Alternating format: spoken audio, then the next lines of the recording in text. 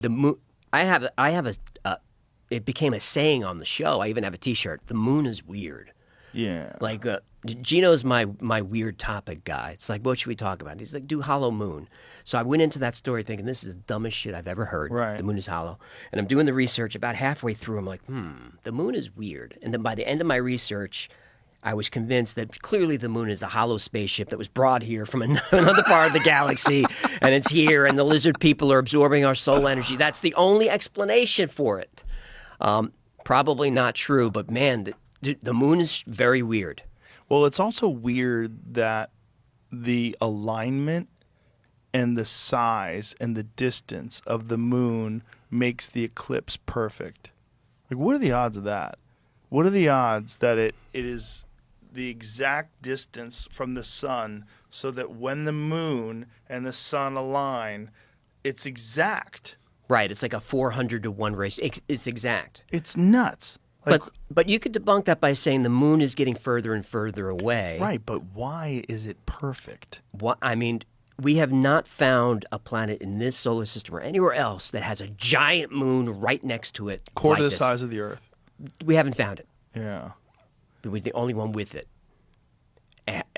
And there are ancient legends that talk about a moonless sky and when the moon arrived. And when it arrived, it caused a great flood. And then there's the moon.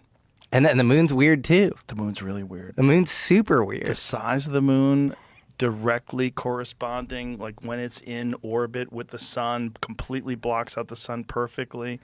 It's 1/400th the size of the sun, and it's 400 times closer to the Earth than the sun. You never see the dark side, which is very weird. It's actually, I believe it's closer to the Earth than what you would normally expect for a moon. And it's huge. It's huge. You have cultures actually talking about a pre-moon period and it's stabilizing the climate. You have the Zulu cultures talking Yeah. about this. And then here's the weirdest stuff about the moon.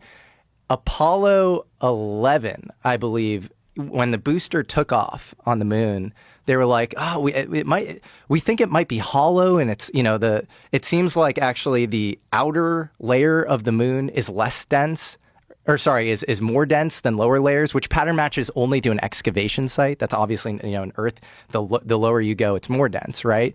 And so Apollo 12, they intentionally crashed the booster of the lunar vehicle onto the moon. They put seismometers there, and they said that it rang like a bell.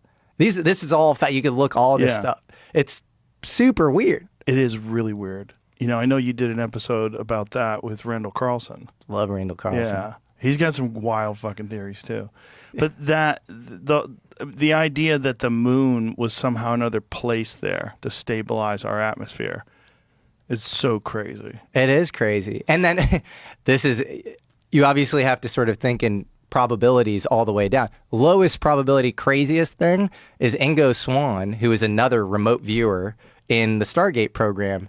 He wrote a book called Penetration, where he's basically like abducted by this guy in a suit, like this kind of Men in Black style guy named Axelrod. And he is told to remote view the moon. And he remote views an alien base on the moon. And he says that he gets it. The whole thing goes crazy. I mean, the book is insane. It's like he then ends up in a supermarket and he says that he senses that this woman the produce aisle is like an alien or something. But a lot of people from that Stargate program remote viewed, structures on the dark side of the moon and that sort of thing. So, well, but AJ from the Y Files was on, and he was the one that was telling us that there's photos, right, of the dark side of the moon, that someone had seen photos and was assuming that these would be released shortly, that there were structures. Wow, this is going to be the biggest news ever, and then it was never released. are you talking about maybe Carl Wolf? Is that what it was? Who was taken to, this is all his claims, and he died in a freakish bike accident a little after saying this. But he said that there was like in like Langley, Virginia, where a lot of spooky stuff goes on. He was taken to it was like inside a mountain complex, which we definitely, Carl Wolf, yeah. That guy bikes. Apparently not enough. That guy could die any time Oh, man. on a scooter. So photographs of the 1966 lunar orbiter mission that revealed large base of the moon. Can we hear what he's saying? It's a 4-minute video. Just hear a little bit of it. scan one section of the moon, then another and another, and then they would get a larger image. So this mosaic then would be put in that contact printer, and that was then a print that was issued to whomever, the press, the scientist, whatever, wherever that was intended to go. So he was showing me how all this worked, and we walked over to one side of the lab, and he said, by the way, we've discovered a base on the back side of the moon. And I said, whose? What do you mean, whose?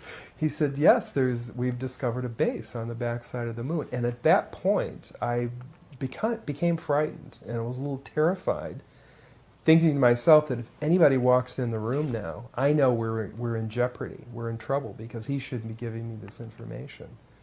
I was fascinated by it, but I also knew that he was overstepping a boundary that he shouldn't be stepping over.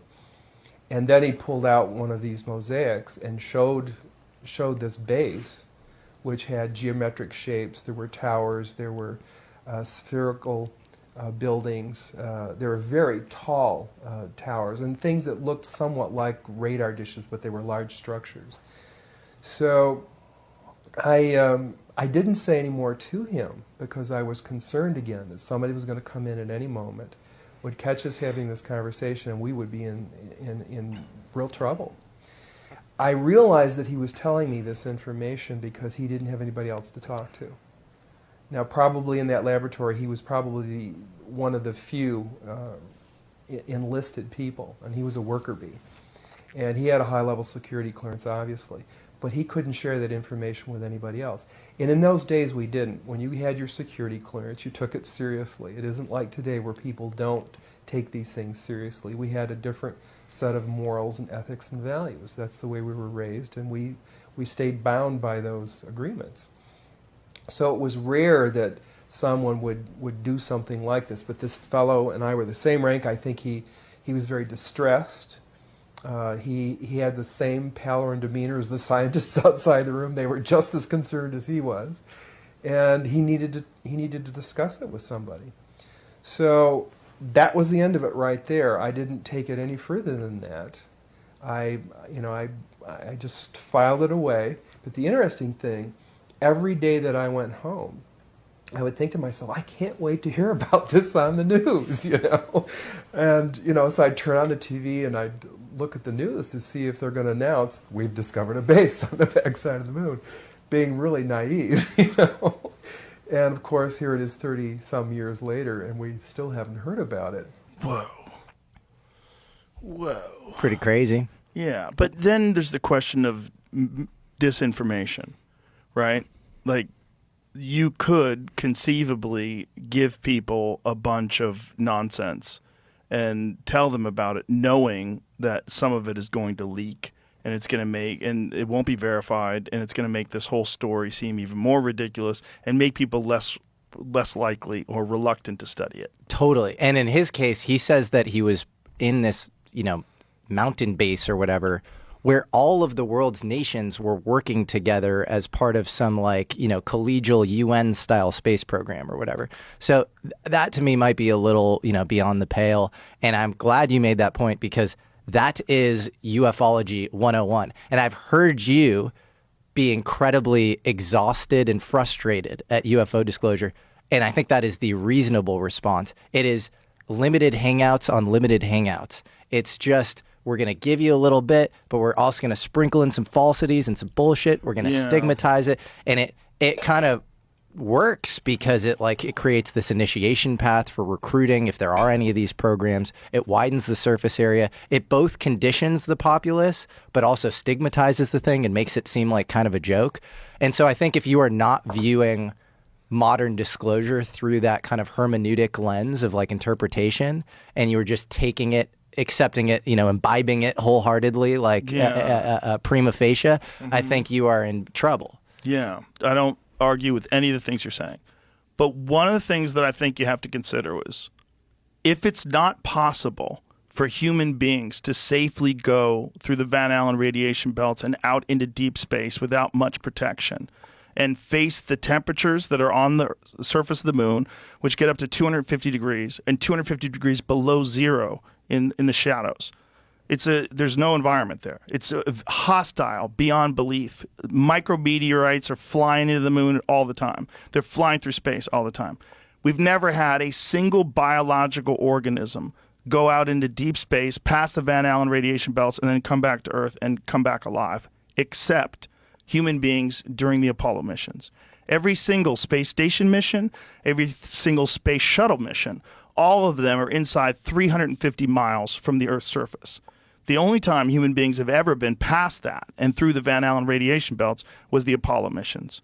And we were the only humans that were ever able to do that. The Russians never figured out how to do it. No one else figured out how to do it but the Apollo astronauts. And we did it 7 times, 6 successfully from 1969 to 1972. If you said to me, do you think that they could fake the moon landing today? I would say no. I would say no. People are going to be able to track it. It's very easy. They have satellites. They're going to know everything.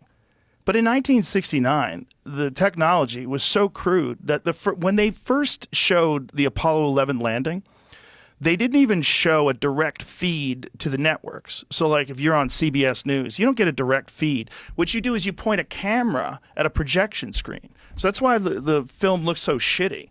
The camera is pointed to a projection screen where you see the astronauts jumping around on the moon. And you see this weird, grainy, third-generation image, right? And we did it, and we have never done it since. And we've always said we're going to do it, and no one's ever even come close. No one's ever even gone into deep space since 1972. We also haven't been trying. We haven't been trying.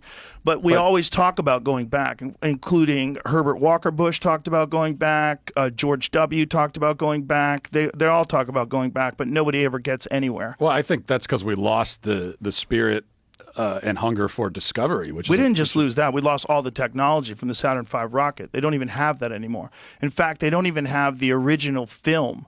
They erased all the original footage of the Apollo missions. So you just have copies of everything. You could develop the technology again. You can do all that. Sure you could. If you can get through the Van Allen radiation belts into deep space with human beings and have them safely come back. But I think what you're describing to me, all that does is highlight how incredible the achievement was. If they did it.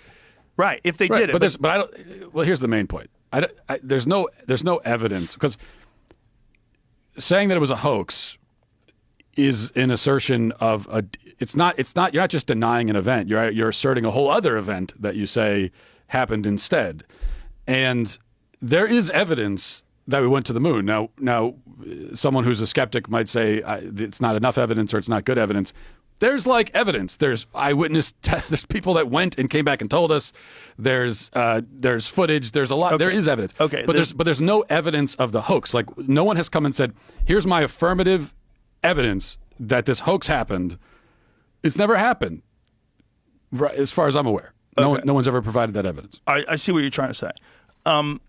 The evidence that they went to the moon, there's a bunch, right? There's moon rocks. That's one. There's lunar reflectors that they placed on the moon. That's another. And there's a couple problems with those. First of all, the Soviets put laser reflectors on the moon as well. And also the moon itself, in many places where you shine lasers on it, it bounces back by itself. The reflective quality of the moon, the reason why the moon is so bright and white in the sky when the sun hits it, there's a certain amount of you get a certain amount of bounce back off of different things with lasers. There's some photographs that are interesting. What was it? Was the India? What was the one where they got the most high resolution photos of the lander? I'm looking at Wikipedia right now of all third-party evidence of the Apollo mission. One of the things that's interesting is they gave a moon rock to, was it a prime minister of Holland? Is that what it was? Which one was the moon rock they gave that turned out to be petrified wood? So the Apollo astronauts gave a moon rock to some foreign dignitary, and it turned out to be a piece of petrified wood.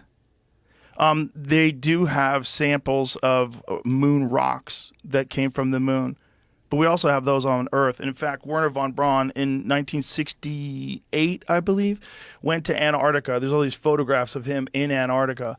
Antarctica is a great place to take moon rocks because Antarctica is just this gigantic sheet of white, and you can spot the meteorites in the ground. So this is the photo.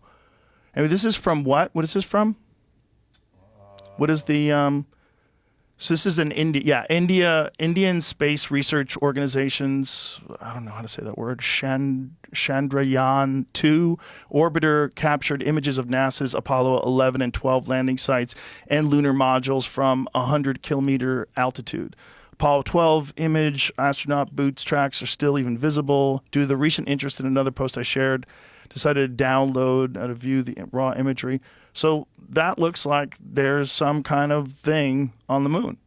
It's pretty good evidence. It is evidence that something's on the moon. It's not evidence that human beings went to the moon.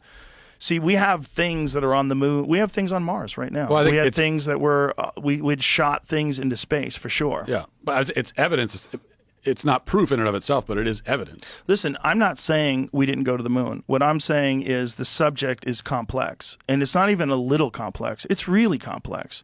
There's a documentary called The Funny Thing Happened on the Way to the Moon. This guy, Bart Sibrel, he's been obsessed. He was a guest on the show, too. Been obsessed about this his whole life and absolutely believes that we never went to the moon. And there's enough shit that you go, okay, if he's right about any of these things, it's weird. One of the things was some of the photographs of the moon, they ran through one of those AI detectors that can tell you whether or not something's false or artificially generated. And it showed different images from, I think it was a Chinese satellite of the moon. They said this is legitimate. But then it got to these Apollo images, and they said these have been doctored. This is AI. Who said that? This AI program that All they the ran. images or a few of them? A few of them. But then other ones were found to be authentic. I don't think so. I think they only ran a few images through. See if you can find those, Jamie. Find what they did. Again, this is not saying that we didn't go to the moon. It could be, and this was a fact with the Gemini 15 program, or Michael Collins. There was a photograph of Michael Collins that they took in one of his training exercises, where he had those packs that they put on where they can move around while they're doing moon walks, or not moon walks, space walks outside of where they're connected by a tether. And he was like in this harness and manipulating this device. And what they had done is taken a photograph of him training, and then someone, probably some overzealous PR person, had taken that photograph and then blacked out the background and tried to pass it off as a really clear photograph of him out there on a spacewalk, which is probably very difficult to get, right? You'd have to have another person at the camera, frame it right. They had this photo. They're like, look, he did it. Let's just pass this off as the real thing, which is, you're also talking about the Nixon administration where they were just full of shit constantly. If you remember, this is where he tried to Yes. claim it was from, which is a Russian video. I don't know. So there's different video where they ran it through and they said it was real. And was it the Chinese program? But when they ran the American ones, the American images, they said that they were doctored. Again, it doesn't mean that we didn't go to the moon. But it does mean, okay, there's that. That's weird. Have you ever seen the Apollo 11 post-flight press conference? Yeah. It looks like a hostage video. It looks like a bunch of guys who don't want to be there. They look real fucking nervous, and they look real deceptive. And if you watch that video, it's weird. Well, but I think that's the temperament it requires to do something like that. 'Cause Could be. It's almost suicidal to go to the moon. Right. And so you have to be like barely even a human psychologically to do it. So that to me is just like, and they just went through this whole experience. But who knows what that does to the human psyche? To even just like be in the vastness of space, even on the space station, I feel like that would change me as a person, But it not does. necessarily for the best. But there's actually like a psychological condition that they talk about. That this sort of understanding that we're all connected. That it's like akin to a religious experience that many astronauts get when they go up to the space station and look down at the Earth and go, "Oh my God, what are we doing? Like we're all together in this thing, and we're so alone in the universe." And for us to be fighting over these trivial differences and these stupid lines in the dirt that we draw, when we are like just clinging to this ball in the middle of everything. So then, what would you say, or someone who is a full-on believer? I'm not a full-on believer. Someone who is a full-on believer in the moon hoax. What would they say to my other point that there is evidence we went to the moon? You can try to nitpick the evidence. Mm-hmm. There is zero evidence of a hoax because that's a whole other event that would have had to have happened. There is no evidence at all, not one sliver of evidence ever, of that hoax having ever happened. But I think that's a weird way to frame it, right? Is there evidence of a hoax of the JFK assassination that Lee Harvey Oswald acted alone? Do you think there's evidence? Well, but the event itself being that JFK was killed happened. But that's not the conspiracy. So the conspiracy is, did he act alone? And is there evidence that he didn't act alone? What do you think? I'm very skeptical that he acted alone. Yeah. Right. But I don't know. I don't know exactly what happened. Nobody does. Exactly. Same exact perspective. Same exact perspective about this moon thing. Like it may have happened, but this was a time of deep deception in the American world. This is a time after Operation Northwoods. This is a time after the Kennedy assassination. This is a time. I mean, this is a weird, fucking shaky time in terms of propaganda. This is after Eisenhower warned about the military-industrial complex. This is like, there was a lot of deception. Gulf of Tonkin incident. There's a lot of open deception that the American people were being subject to. And then there's this Cold War between us and Russia, this space war for superiority. There was we wanted it so bad we brought in Nazis. But I think, I mean, the JFK is an interesting example, but because yes, there are things that I'm skeptical of that are claimed that I don't really have evidence that the thing didn't happen or that it didn't happen the way they say, but I'm still skeptical. So I get that, but it feels different to me because the JFK assassination did happen. The question is, how did it happen? But if we're going to assert that a major historical event, probably the greatest, the most significant historical event in history, or one of them, did not happen at all, no one did it, then like I said, so what you're actually claiming is that some other thing, they went somewhere and they pulled off this hoax and they planned it and they did, like an event happened where they were faking it. Right. And so what I would want to see, has anybody come out, any whistleblower ever, to say, hey, I was involved in the shoot, or I'm in Hollywood, I talked to a guy who was there. Well, that's not even evidence. You know, the real evidence would be some sort of documentation, some sort of a way to go over, like there's a binary code that shows the distance between the Earth and the lunar module at every stage of the journey, but that's missing. That stuff's missing. All the tracking data, they can't find it. All the original footage is missing. And that could just be people who are really bad with historical items. That's possible. But to say that faking the moon landing would be a bigger achievement than actually going to the moon, I would say only if people could actually go to the moon. So here's the question. Can we really, everyone wants to dismiss it, can we really send a biological entity into space, go through that radiation, which is thick, covering the Earth, and have it come back alive?